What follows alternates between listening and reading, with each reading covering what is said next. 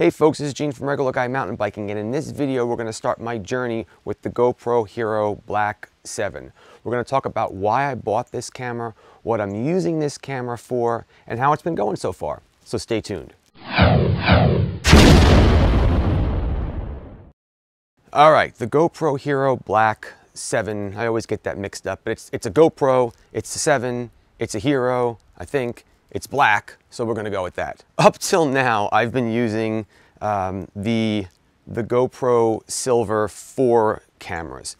I have no problem with these cameras. In fact, this video is actually being recorded right now on one of these cameras. I'm looking at it right now. The audio is coming through another microphone over here, but the video is all being captured on this camera. I don't have anything bad to say about these cameras. I like them a lot. I'll keep using them. In fact, my opinion, I don't think GoPro really has come out with a better camera. We're going to talk about the 7, but a better camera after they came out with this 4. This is probably one of the best ones. I also really like using my Session. I'll continue to use my Session. They did a good job with this camera, and it was a tough one to beat. All right, so if I'm so happy with the GoPro Hero Silver 4, why did I get the 7? Real simple. I don't really feel like riding around with this anymore. At the end of the day, why do I use these action cameras? I record mountain bike videos. That's what I do with them. I don't surf, I don't jump out of airplanes. That's what I do. I use these for mountain biking videos. To date, right now, the only way to really get any stable video is to use a gimbal. And I just don't really like wearing this thing. So the main reason why I bought the 7 is because of this whole HyperSmooth thing. The 7 with HyperSmooth really is supposed to be this gimbal killer. And that's the only reason why I bought it, because I wanted to try to get this thing off my chest. So now that you know why I wanted to buy this 7, let me explain to you how I'm pretty much grading this and letting you know whether it's been successful or not. So I had to get 4 things out of it. 1, had to sound good. 2, it had to help with the pedal bob. That's a tough one. 3, obviously rock gardens and shaking. And the 4th one is be more comfortable to wear than what I already have on, because technically the gimbal and the other GoPro I was using was doing a good job. I just didn't want to wear it anymore. So 4 was also very important. It was just a comfort factor. Does this feel better to wear than what I'm currently using? So I'm not going to talk too much right now. I'm just going to play this clip, and I'd like you to listen to it and give me your thoughts.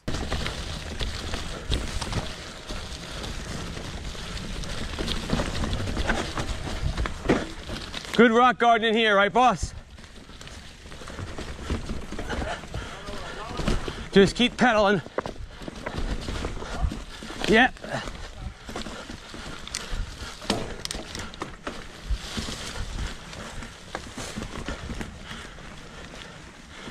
Whew.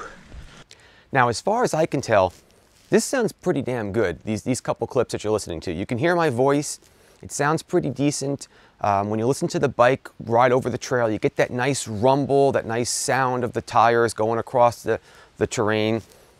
I think this sounds pretty decent. So let's take a look at some video now. This is me riding through Wawayanda State Park. You can see that I'm pedaling. The good thing about this video, and a lot of videos you're going to see right now, is honestly I had a poor camera angle. And you can see that the camera angle was pointing down too much. But for this video, it actually works out well, because if you take a look at the handlebars and just my body movement, I'm bouncing. There's a lot of pedal bob, me going up and down. And this video is looking pretty decent. Does the GoPro Hero 7 Black help with the HyperSmooth, with the pedal bob? I got to give it a check, right? This looks pretty decent. I'm satisfied with the quality of this video so far in regards to pedal bob. The next criteria that I was concerned with was the rock gardens and just pretty much the bike chatter altogether. If you take a look at this next clip, you can see that I'm going through some rocks here, right? I mean, again, look at the suspension, look at the way the handlebars are going up and down. I'm definitely riding over some rocks where if the HyperSmooth was not doing its job, this video would look absolutely horrendous. So also, you know, I have to say that if you take a look at this, I got to give it a check. The video does look smooth. I don't have a problem with the quality of this video right now. I think the HyperSmooth is doing a pretty good job. All right, and now for my last 4th criteria, before we get into some pros and cons, I had to decide if this thing feels better to wear. And I've got to tell you, this is normally attached to this chesty. And I mean, you gotta, right, this is so much more to have to wear than just the regular GoPro. I have to say, as a comfort factor, this is definitely a check, a win for me. This is lighter and it does feel better to wear than having this on. Okay, so as far as I'm concerned, the GoPro certainly has met the 4 criteria so far that I was looking for, right? All right, but it's not the end all, okay? First of all, well, I have a lot more to learn about this. As you can see, my camera angle is off. I'm gonna cover that in a second. My settings were not great, I'm learning. So that will get better, as you'll see in follow-up videos, but it has done a good job. But let's just discuss a couple things here real quick. The gimbal, what does the gimbal have over this setup? Well, number one, you have to be very conscious of where you're pointing this camera. And let me explain why. If we take a look at this, if you're riding your bike and you go like this, if you lean forward, right? If you lean forward, the camera is going to move with you. Okay? That might sound like a duh, but let's take a look at the gimbal now. When you're riding with the gimbal, now watch the camera. If you lean forward, the camera is always pointing where you want it to go. In fact, I've had times where the thumb screw actually came loose and the camera fell, and I didn't lose any footage because the camera points where you want it to go. GoPro, no. Okay, that's very important. Let me explain to you why it gets even more important, okay? Let's start going forward down the trail. Now watch the camera. Watch what happens if I turn to the right. Notice the gimbal. Watch when I turn to the left. What I'm showing you here right now is when I move like this camera is going to be moving. That could create some very jerky video. If I had this on my handlebars, you know, it can only crop and compensate so much. The gimbal, now take a look at the gimbal, as I'm moving, it's kind of almost buffering and smoothing out that move. Okay, now you can also control on some of these gimbals the speed at which it goes, but that's important. You have to think about that when you're placing this camera on your bike. If you have it on the handlebars and every time you turn the bars, you could get some choppy video. Now, where is this whole thing a positive?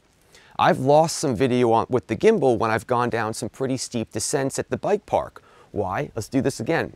When you go down a descent at the bike park with the gimbal, watch the camera, right? Oh, I'm going down a big roller. You can't see that. Here I go down a roller. It's always pointing forward. With the GoPro, going down a roller, it's going to follow me. So it's a pro and it's a con, but it's something you need to think about when you're using this camera.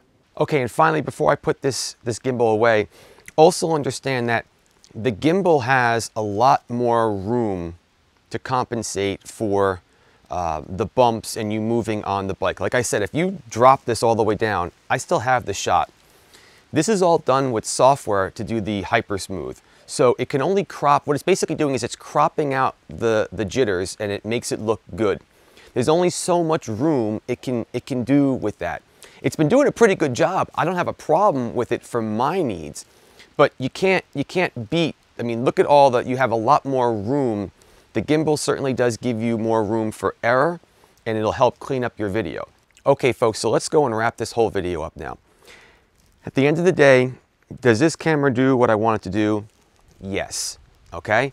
It meets the criteria that I wanted. This is gonna be my unit that I'm gonna be using when I'm going riding.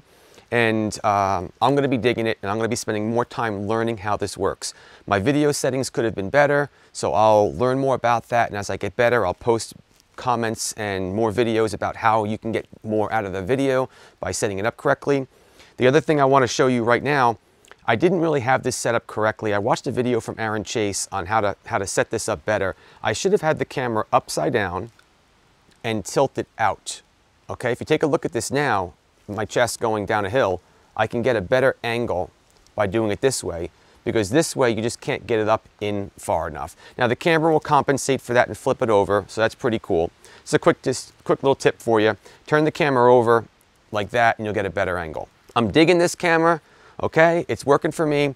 Tell me how it's working for you. Put some comments down below. What are the settings that work best for you? How are you using the camera? When you got the camera, is it working the way you wanted it to work? All right, or if yes, no, let us all know in the description below or in the comments down below. In the meantime, keep the party on the pedals. Thanks so much for watching, and I'll catch you in the next video.